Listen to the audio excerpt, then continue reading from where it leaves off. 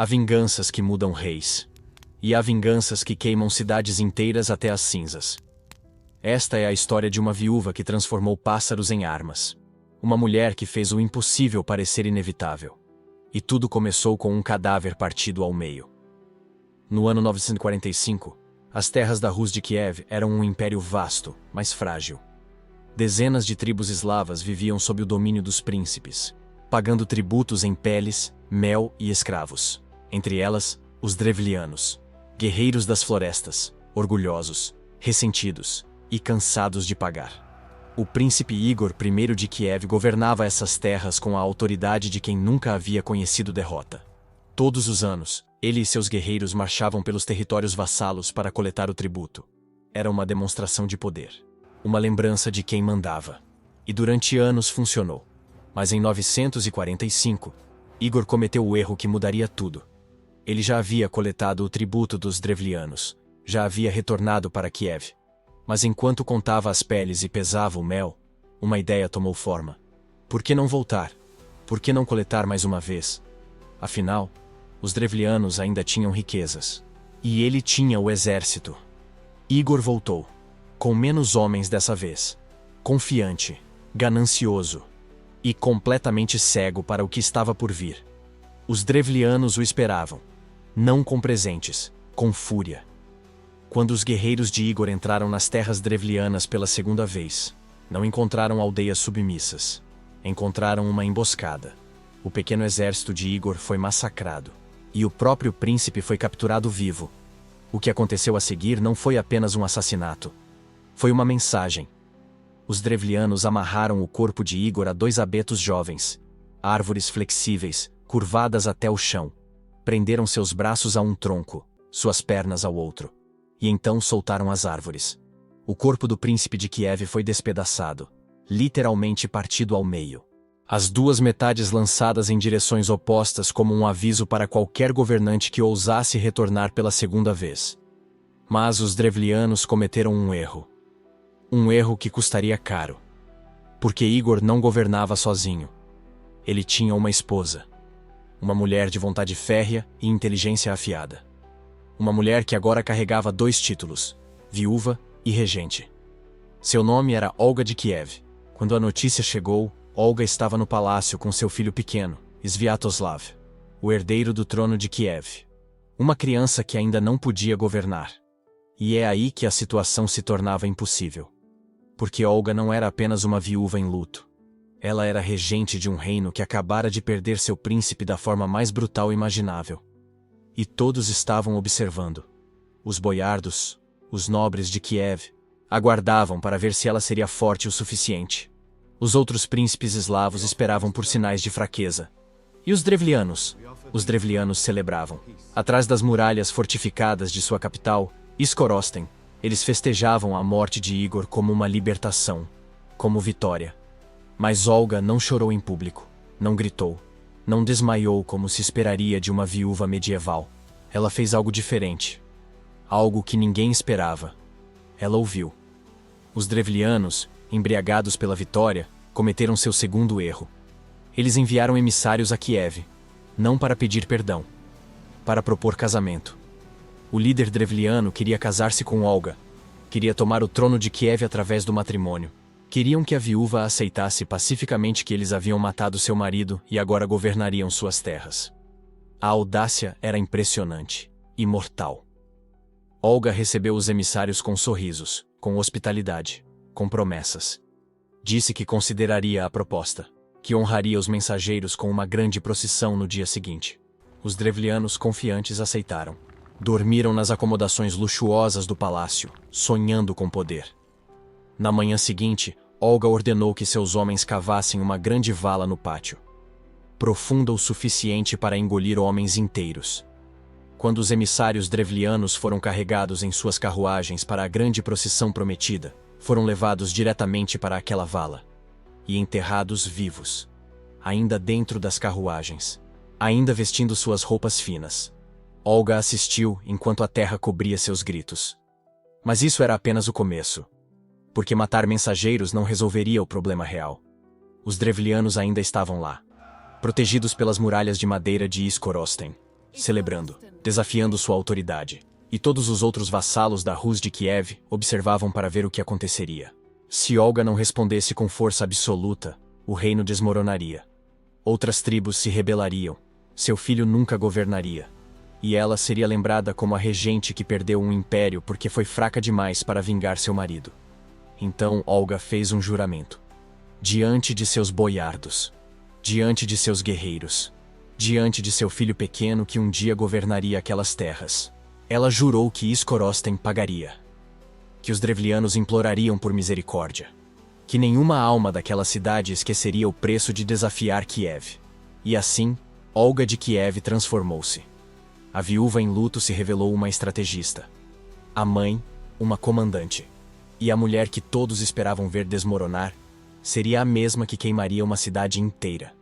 Mas primeiro, ela tentaria o caminho tradicional. Porque Olga era paciente, metódica, e sabia que algumas vinganças precisam ser construídas tijolo por tijolo. Ela reuniu seu exército. Milhares de guerreiros da Rus de Kiev marcharam para o sul, em direção às terras drevlianas. O estandarte de Olga tremulava à frente da coluna. Uma viúva liderando um exército de vingança. E quando chegaram a Skorosten, estabeleceram cerco. As muralhas da cidade eram impressionantes. Madeira sólida, reforçada com terra e pedra. Torres de observação erguiam-se em intervalos regulares. Portões duplos protegidos por fossos. Era uma fortaleza construída para resistir a exércitos. E os drevlianos dentro das muralhas tinham provisionamentos. Comida, água, armas. Eles podiam esperar meses, talvez anos. Olga montou acampamento ao redor da cidade. Suas tendas formaram um anel de tecido e fumaça ao redor de Skorosten. As fogueiras queimavam dia e noite. Os soldados patrulhavam o perímetro. Ninguém entrava, ninguém saía. E então começou a espera. Semanas passaram. As tentativas tradicionais de cerco foram executadas com precisão militar. Arietes foram construídos e lançados contra os portões. As torres de cerco foram erguidas na esperança de alcançar o topo das muralhas. Flechas choveram sobre as defesas drevlianas. Mas as muralhas de madeira eram mais fortes do que pareciam. Os portões resistiam. Os defensores atiravam de volta com igual ferocidade. Um mês se tornou 2. 2 se tornaram 3. O verão deu lugar ao outono. As folhas caíam das árvores ao redor do acampamento de cerco enquanto Olga observava aquelas muralhas de sua tenda de comando. E nada mudava. Os custos aumentavam. Alimentar um exército no campo era caro. Manter o cerco drenou recursos. Alguns boiardos começaram a murmurar. Talvez fosse melhor negociar. Talvez a vingança não valesse o preço. Talvez fosse hora de voltar para Kiev e aceitar um tributo aumentado. Mas Olga não se movia. Ela simplesmente observava, estudava, calculava. Porque ela sabia algo que os outros não sabiam. Algo que mudaria tudo. A força bruta não venceria essa batalha. As muralhas eram sólidas demais. Os drevlianos tinham determinação demais. E o tempo estava do lado deles, não dela. Se o inverno chegasse com o cerco ainda em andamento, seu exército congelaria nos campos enquanto os drevlianos permaneciam aquecidos atrás das muralhas. Não. Ela precisava de algo diferente. Algo que não envolvesse derrubar muralhas ou morrer de fome os defensores. Algo que os drevlianos nunca veriam vindo. Então Olga começou a observar a cidade de uma maneira diferente. Não como um alvo militar, mas como um quebra-cabeça. E ao fazer isso, ela notou coisas que seus generais haviam ignorado. A cidade era feita inteiramente de madeira. Cada casa, cada celeiro, cada telhado. Estruturas interconectadas por ruas estreitas e passagens cobertas. E durante os dias de outono, enquanto ela observava do acampamento, notou algo mais. Pássaros. Dezenas deles. Pombos e pardais voando para fora dos portões da cidade pela manhã e retornando ao entardecer. Voando para casa. Para seus ninhos. Para seus poleiros nas casas drevlianas. E foi então que Olga viu o caminho para a vitória. Simples, impossível, imortal. Mas ela não poderia simplesmente executá-la. Primeiro, ela precisava fazer os drevlianos baixarem a guarda. Precisava que eles acreditassem que haviam vencido, que o cerco havia falhado, que Olga estava desesperada o suficiente para negociar. Então, após um ano inteiro de cerco, Olga fez algo inesperado. Ela enviou um mensageiro aos portões de Skorosten, não com ameaças, com uma proposta de paz. Os drevlianos riram quando ouviram. A viúva estava desistindo. O cerco havia falhado. Eles haviam vencido. Depois de um ano inteiro, Kiev estava pedindo termos. E eles escutariam. Porque a vitória sempre soa doce. Especialmente quando você matou o marido de alguém e ainda assim venceu a guerra. Os mensageiros de Olga se aproximaram dos portões de Skorosten com uma bandeira branca, sem armas, sem ameaças, apenas uma proposta, e do alto das muralhas de madeira, os drevlianos assistiram com desconfiança. Depois de um ano inteiro de cerco, a viúva estava pedindo termos. A princesa que havia jurado vingança pelo marido esquartejado agora oferecia paz. Os anciões drevlianos se reuniram, discutiram, debateram. Mas no fundo, todos sabiam a verdade. O cerco de Olga havia falhado. Um ano inteiro. 12 meses de arites batendo contra madeira reforçada. 12 meses de flechas ricocheteando em paliçadas. 12 meses de tentativas de fome que não funcionaram porque os drevlianos tinham silos de grãos, celeiros cheios de feno, poços de água limpa dentro das muralhas. Skorosten era uma fortaleza natural. E Kiev estava desistindo. Eles aceitaram ouvir os termos. A delegação de Olga entrou pela porta principal. Não com medo. Com confiança. Como se fossem eles quem tivesse vencido. E quando os anciões drevlianos perguntaram o que Kiev exigia para encerrar o cerco, o mensageiro falou com voz clara. Um tributo. Simples. Modesto. Sem humilhação. Sem sangue. Apenas um gesto simbólico de submissão. Os drevlianos esperavam ouvir exigências impossíveis. Toneladas de ouro. Milhares de escravos. Terras. Gado. Algo que justificasse um ano inteiro de cerco. Mas o que Olga pediu foi diferente. 3 pombos e 3 pardais de cada lar em Skorosten. Os anciões ficaram em silêncio. Depois riram. Não com escárnio, com alívio genuíno. Pássaros? Depois de um ano inteiro cercando a cidade, tudo o que a viúva queria eram alguns pássaros. Não era ouro, não eram terras, não era sequer gado. Apenas 6 pássaros por família. Pombos que viviam nos telhados. Pardais que faziam ninhos nas vigas de madeira. Criaturas comuns que não tinham valor algum. Um dos anciões perguntou se havia entendido corretamente. 3 pombos e 3 pardais por casa. Nada mais? O mensageiro confirmou. Apenas isso. E em troca, o exército de Kiev levantaria o cerco. As tropas se retirariam. A guerra terminaria. Os drevlianos poderiam voltar a viver em paz. Sem mais flechas. Sem mais arietes. Sem mais ameaças. A Assembleia concordou imediatamente. Era quase bom demais para ser verdade. Mas eles não questionaram. Não investigaram. Porque quando você está sitiado há um ano e o inimigo oferece uma saída ridiculamente fácil, você aceita antes que ele mude de ideia. A ordem foi dada. Cada família em Skorosten deveria capturar 3 pombos e 3 pardais, vivos, sem ferimentos, e entregar aos soldados de Kiev antes do anoitecer. A coleta começou imediatamente. Crianças subiam em celeiros com redes, homens armavam armadilhas com grãos. Mulheres abriam gaiolas onde mantinham pássaros domésticos. Em poucas horas, centenas de pombos e pardais estavam sendo carregados em cestos de vime. Tantos que os soldados de Kiev precisaram trazer carroças para transportá-los todos. E enquanto os drevlianos entregavam os pássaros com sorrisos nos rostos, eles não perceberam uma coisa. Eles estavam entregando as ferramentas da própria destruição. Cada pombo que voava de volta para o poleiro no telhado de madeira. Cada pardal que fazia ninho nas vigas cobertas de feno seco. Cada ave que conhecia o caminho de volta para casa. Eles não estavam entregando um tributo simbólico. Estavam entregando armas. Mas como eles poderiam saber? Ninguém na história havia usado pássaros dessa forma antes. Não havia precedente. Não havia lógica militar que conectasse pombos domésticos à guerra de cerco. E Olga sabia disso. Ela contava com isso. Porque a maior arma não é aquela que seu inimigo teme. É aquela que ele nem imagina que existe. Os drevlianos celebraram naquela noite. Dentro das muralhas de Skorosten, famílias inteiras festejaram. Trouxeram hidromel das adegas. Assaram carne nos fogos centrais.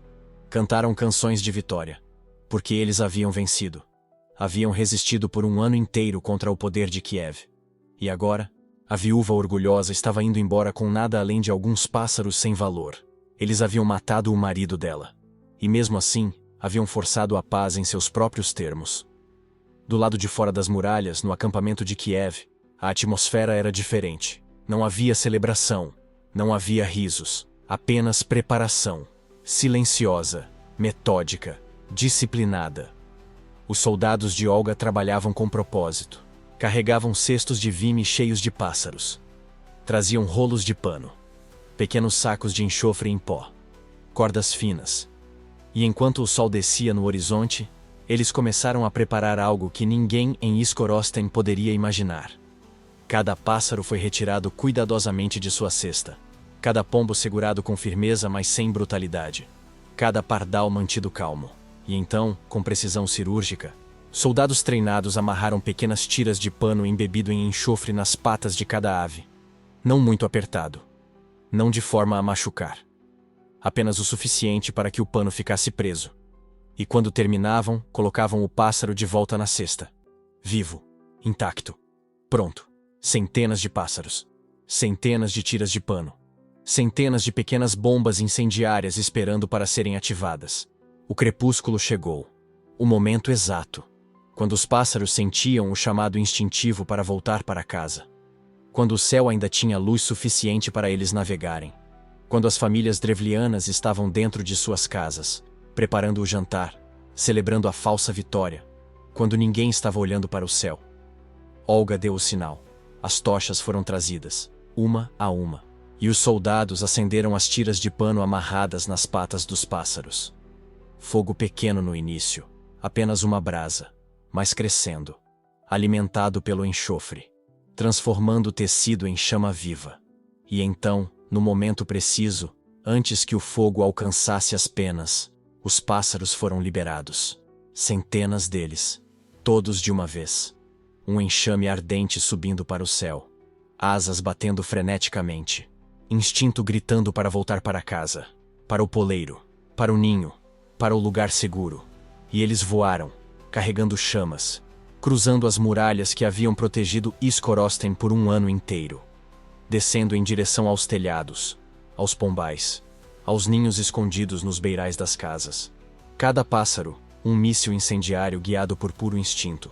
Os primeiros a pousar foram os pombos, direto para seus pombais, como faziam todas as noites.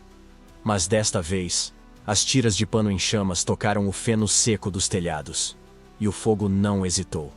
Ele se espalhou, rápido, faminto, consumindo a madeira ressecada pelo verão, subindo pelas paredes, saltando de telhado em telhado através das estruturas interconectadas.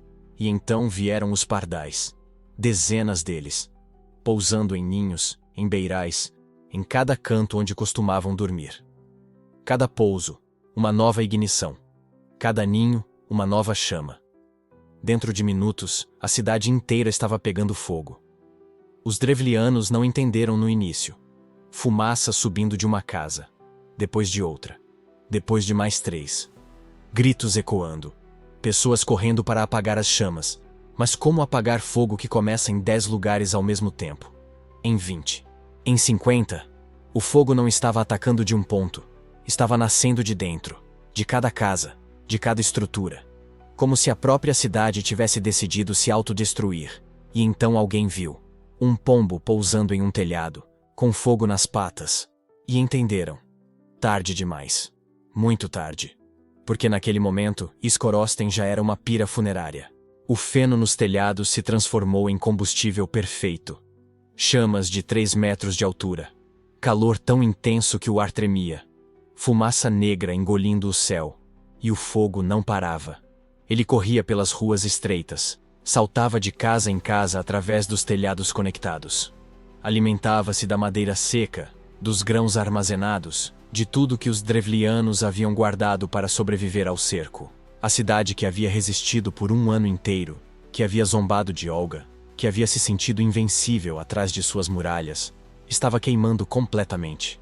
Sem piedade, sem pausa, sem chance de defesa. As pessoas tentaram fugir. Correram para as portas. Mas as chamas já haviam cercado as saídas. Tentaram usar água, mas baldes eram inúteis contra um incêndio dessa escala.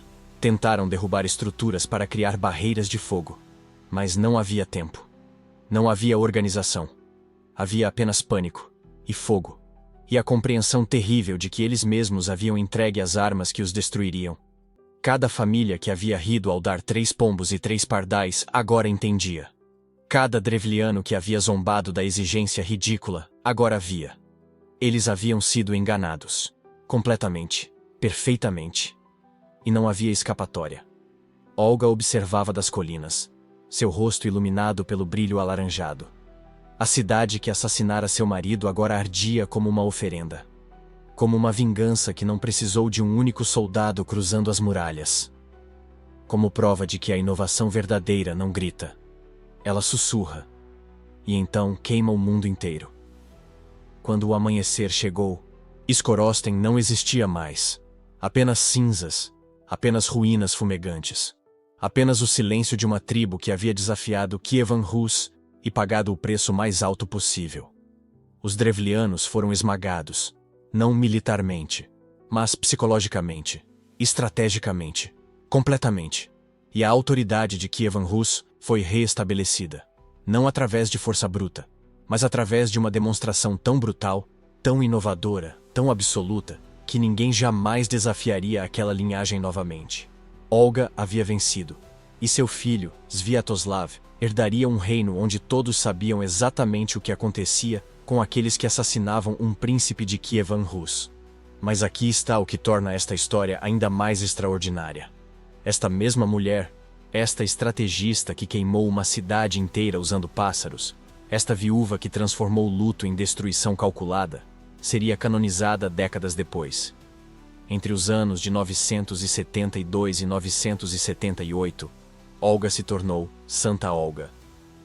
A primeira santa cristã de Kievan Rus, venerada, celebrada. Lembrada não apenas como guerreira, mas como símbolo de fé e conversão. O paradoxo é impressionante. Uma mulher que orquestrou um dos ataques mais brutais da história medieval se tornou santa. Como reconciliar isso? A Igreja via sua conversão ao cristianismo como redenção. Via sua liderança como força civilizadora. Via sua inteligência estratégica como dom divino. E talvez vissem algo mais profundo. Que Olga não havia agido por crueldade, mas por justiça. Que ela havia usado sua mente, não sua brutalidade. Que havia inovado onde outros teriam apenas massacrado com espadas. Mas a verdade é que Olga entendeu algo que a maioria dos líderes militares jamais compreende. Que a arma mais poderosa não é a que causa mais destruição física. É a que destrói psicologicamente. É a que faz o inimigo perceber, tarde demais, que foi superado em inteligência. Que entregou sua própria derrota sem perceber. Que subestimou quem não deveria. E o truque dos pássaros nunca foi repetido na história militar. Não porque não funcionasse, mas porque era específico demais. Dependia de uma cidade de madeira, de pássaros domésticos, de um cerco prolongado, de um inimigo confiante demais em suas defesas, de uma estrategista paciente o suficiente para observar, para esperar, para executar no momento exato. Era uma inovação que não podia ser replicada, mas que nunca seria esquecida, porque enquanto generais construíam catapultas maiores, arietes mais fortes, exércitos mais numerosos, Olga olhou para o céu, viu pássaros, e pensou: e se eu transformasse o lar deles em arma? E se usasse o instinto mais básico da natureza contra aqueles que confiavam nele? E se, ao invés de quebrar as muralhas, eu simplesmente as ignorasse? E funcionou. Perfeitamente. Devastadoramente. Inesquecivelmente. Então, quando você pensar em guerra, em estratégia, em vingança, lembre-se disto. Às vezes, a vitória não vem da força que você demonstra, vem da fraqueza que você identifica. Não vem do quanto você pode destruir, vem do quanto você pode enganar. Não vem de quantos soldados você tem. Vem de quantos pássaros você consegue transformar em mísseis incendiários. Olga de Kiev provou isso. Com fogo. Com paciência. Com pássaros que apenas queriam voltar para casa. E Skorosten queimou. Não porque Olga era mais forte, mas porque ela era infinitamente mais inteligente. E na guerra, como na vida, a inteligência sempre vence. Sempre encontra o caminho. sempre transforma o impossível em inevitável. Às vezes, a arma mais devastadora não é a espada. Não é o ariete. Não é a torre de cerco. É a criatura que voa silenciosamente de volta para casa, carregando chamas, transformando segurança em cinzas, e provando que a verdadeira inovação não precisa gritar. Ela apenas precisa pensar, e então mudar tudo. Se você gostou desta história de como a inteligência pode superar força bruta, de como a inovação pode vencer exércitos, de como uma viúva queimou uma cidade inteira usando apenas pássaros, deixe seu like. Inscreva-se no canal para mais histórias de batalhas onde a estratégia venceu o impossível. E me conte nos comentários, qual foi a tática militar mais inteligente que você já ouviu falar? Porque a história está cheia de momentos onde alguém olhou para o óbvio e viu o extraordinário. Onde alguém transformou natureza em arma. Onde alguém provou que pensar vale mais que atacar. E Olga de Kiev, ela não apenas provou isso. Ela queimou uma cidade inteira para garantir que ninguém jamais esquecesse.